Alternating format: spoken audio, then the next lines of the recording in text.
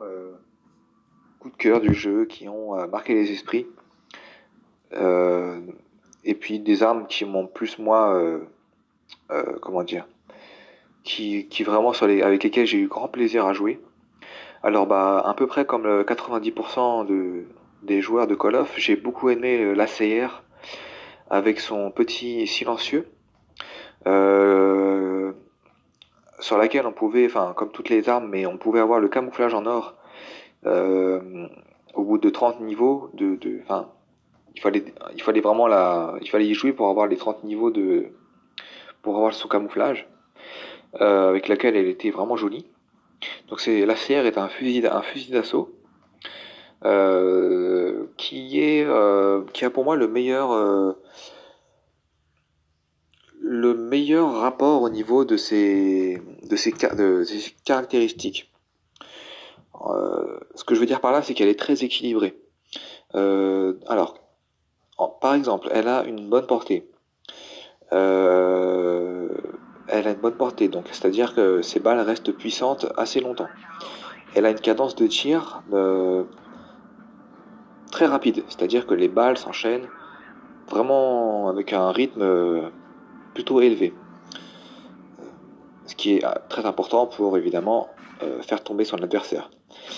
Elle est très précise, c'est-à-dire qu'elle n'a pas beaucoup de recul. Le réticule de visée ne bouge que très peu, à condition bien sûr de manier un minimum sa manette avec précision et agilité. Son réticule d'ailleurs de visée est très pratique, très utile à utiliser. C'est comme un petit rond qui ne prend pas trop de place sur l'écran, qui vous permet d'ajuster vos adversaires et vous permet de vous dispenser de l'accessoire viseur laser. Donc c'est très utile, encore une fois. Elle est très maniable, donc en fait on peut se déplacer rapidement avec, de gauche à droite, en avant. Elle est assez légère, donc vous n'êtes pas trop freiné dans vos déplacements. Et elle se recharge rapidement. Enfin, vous voyez, vraiment, c'est un classique de Call of Duty. Ça, c'est indéniable. Et, euh, et dans un tout autre registre, mais qui pour moi est du même calibre, sans jeu de mots, sans mauvais jeu de mots, je pense à la MP7.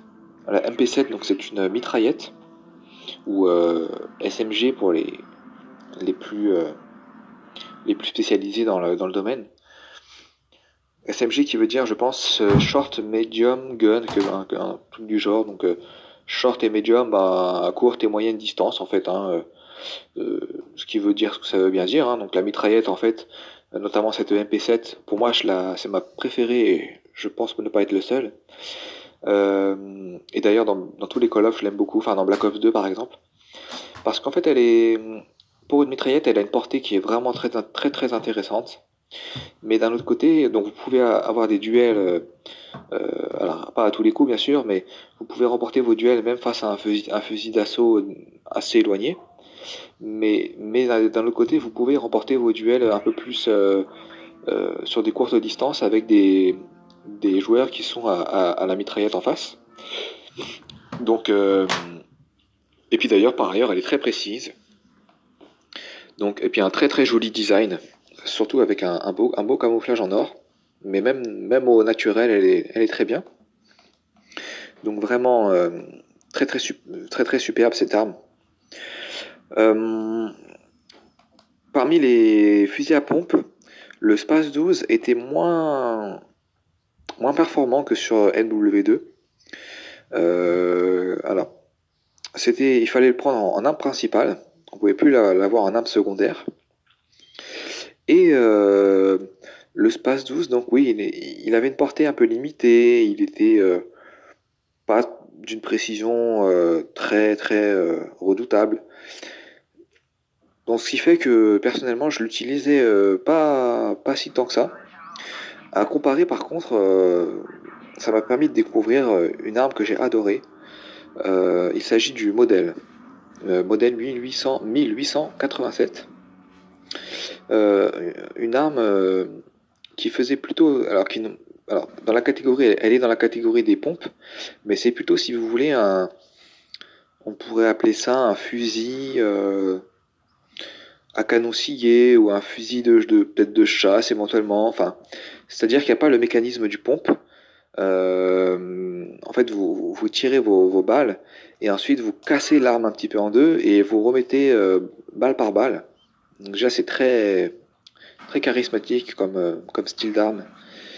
Et, euh, et comment? C'est une arme qui est pas d'une très grande facilité d'utilisation, mais alors déjà au niveau du style, je vous l'ai dit, hein, elle est magnifique avec un bruit incomparable, digne d'un des plus grands snipers.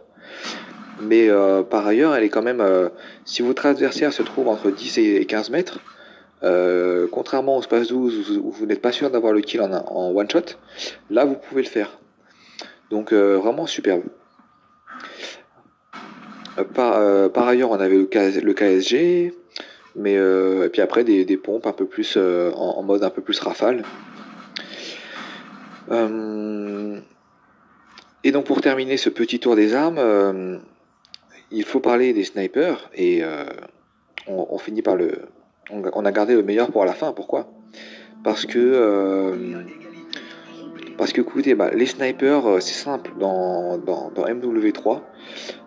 C'est le jeu où on a eu les meilleurs snipers réunis. Enfin, il n'y a pas un autre jeu que MW3 où on a autant de bons snipers. Alors, dans le désordre, mais je finirai quand même avec les deux meilleurs. Mais dans le désordre, on a l'AS50.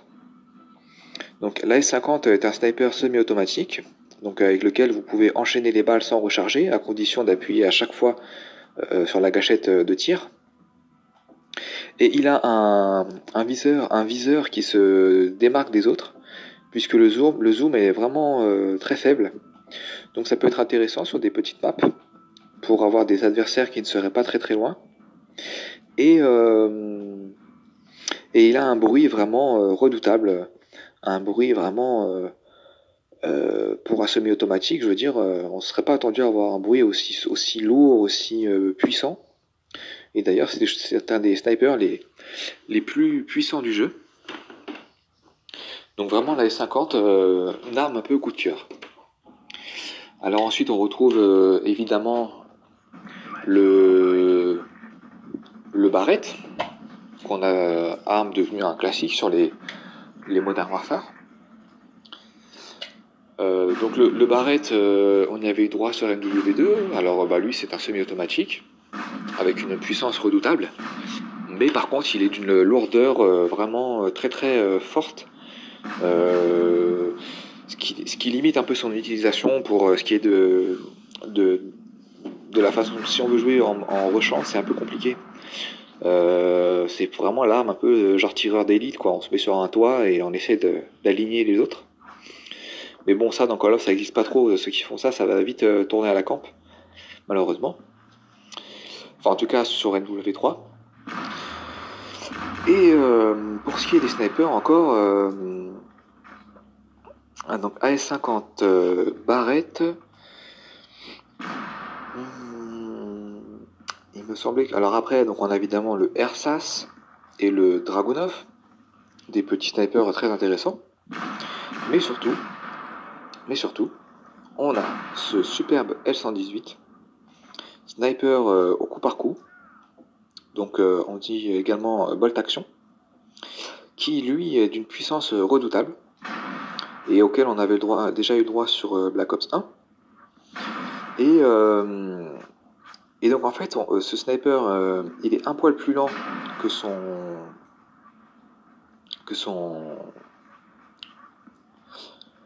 son acolyte, qui est autre que le MSR. Il est un poil plus lent, mais plus puissant. Et donc ce magnifique MSR, qui lui, donc c'est un sniper fait par la marque Remington, comme la CR. Donc vous voyez, c'est vraiment de la qualité. Et ce sniper, il a bruit vraiment, c'est un de mes bruits de sniper préférés. Ah, j'aime aussi beaucoup le bruit du L118, pas de problème. Et, euh, et le MSR est vraiment le sniper à utiliser si on veut faire des clips, si on veut avoir du style. Parce que il est donc très joli et on peut enchaîner rapidement les kills, les tirs, puisqu'il a une cadence très très élevée pour du coup par coup et une puissance qui reste redoutable. Donc il faut viser quand même un petit peu le haut du torse pour être sûr d'avoir un one shot et éviter le risque de hit marker au plus possible. Mais si vous voulez vraiment la puissance même, vous prenez le L118 et là, il n'y a pas de problème, vous ferez plaisir aussi. Donc vous voyez vraiment, avec les snipers que je viens de citer, il y en a au moins 3, si ce n'est 4, qui vraiment, en plus d'être variés, bah, vous donnent vraiment de quoi vous régaler, hein. Ça, c'est sûr et certain. Donc voilà pour ce qui est des armes. On retrouvait également les fameux petits couteaux de lancer en équipement, enfin en équipement, en grenade, oui, je crois qu'on appelait ça des équipements. Les paralysantes, enfin ça c'est du classique, hein. On avait aussi le petit Desert Eagle en arme secondaire, quelques petits pistolets, dont le petit pistolet de l'armée américaine, dont le nom ne me revient pas. Peut-être un pistolet que j'aimais beaucoup. USP Tactical 45. Ah oui, et puis on avait aussi des jolis petits revolvers, dont un Colt, il me semble. Donc vous voyez vraiment, au niveau des armes, en plus d'avoir du choix, on avait le droit à des armes qui étaient... euh, on a atteint, avec ce MW3, on a atteint une qualité au niveau de la modélisation des armes sans égal. Vraiment, Infinity Ward, pour ça, ils sont vraiment experts en la matière. Et ils avaient mis un soin tout particulier à nous modéliser des armes, presque comme on s'y on s'y serait presque cru pour de vrai, avec des bruits très fidèles à la réalité, et encore plus si vous jouiez au casque. Alors là, vous pouvez vraiment apprécier ça. Et puis, au niveau, euh, quand vous tiriez, l'animation un peu des armes avec le recul, c'était vraiment très très très bien. Les rechargements, la façon de recharger, enfin des petits détails, mais qui font toute la différence. Et puis pareil, un camouflage en or, des plus jolis, hein. Pour moi, c'est du même tonneau que Black Ops 1. Ce sont mes deux camouflages préférés d'ailleurs, surtout Call of confondu. Il est pas clinquant, mais il brille quand même et assez, si on peut dire encore une fois, assez réaliste. Parce que MW3, c'est avant tout un jeu qui est porté sur le côté réaliste. Alors, quand je dis réaliste, je pense pas dans le sens, ça reste du jeu arcade. C'est pas du Battlefield, mais c'est un jeu qui colle assez bien à la réalité au niveau de ses graphismes et de son ambiance en général, quoi. Donc voilà, et puis après, au niveau de l'ambiance, peut-être un peu plus tout ce qui est sonore, on avait des superbes musiques, notamment, bah, encore une fois, la musique du menu d'accueil, très entraînante, très agréable à écouter, et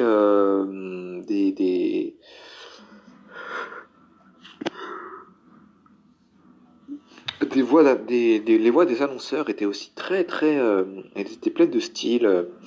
On avait droit à du GIGN. Si je vous dis, si je vous dis par exemple, vous vous engagez pour la vie. Bon, ça vous rappelle sûrement des petits souvenirs. Ça, c'était Résistance, en début de partie. On avait les voix avec le commandant des Spetsnaz. On avait, voilà, enfin même les petits sons au moment des spawns, enfin des débuts de partie ou des fins de partie aussi. Très très joli à écouter, très même encore aujourd'hui, ça c'est plein de tout ça, c'est de la pure nostalgie, quoi. Match à mort par équipe. Engagé pour la ville.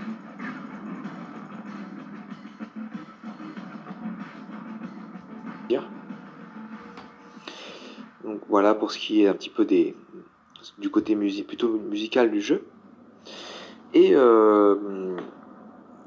il faut quand même mentionner aussi il faut faire un coup de chapeau à Infinity Ward et à Sledgehammer Gamer pour nous avoir fait quelque chose de nouveau alors. Alors écoutez les amis, vous l'avez entendu, hein, c'est un petit teaser pour la suite de cette série de podcasts consacrés à ces merveilleux Call of Duty Air PS3.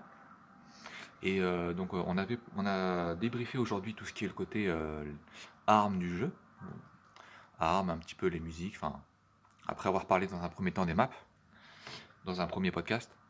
Et donc la troisième et dernière partie sera consacrée à ce qui a fait le charme de ce jeu, enfin en grande partie, à savoir la Moab bien sûr, et les atouts spécialistes qui allaient bien avec. Par ailleurs, je ferai un petit, comme une sorte de conclusion par rapport à ces 3-4 premiers Call of Duty qui nous ont fait rêver vers les années 2010. Et puis bon bah écoutez, je vous donnerai un peu mon ressenti plus globalement, quoi, si je peux dire ça, sur les FPS et un peu l'ère PlayStation 3. Donc écoutez, si ça vous intéresse, je vous invite à regarder la partie, qui sera la troisième partie que je mettrai prochainement en ligne. Et sur ce, bah écoutez, je vous laisse. N'hésitez pas à me mettre un commentaire ou un avis si ça vous a plu. Voire éventuellement, pourquoi pas, un petit pouce bleu, ça fait toujours plaisir. Et sur ce, bah écoutez, je vous dis à une prochaine. Allez, ciao, bye bye.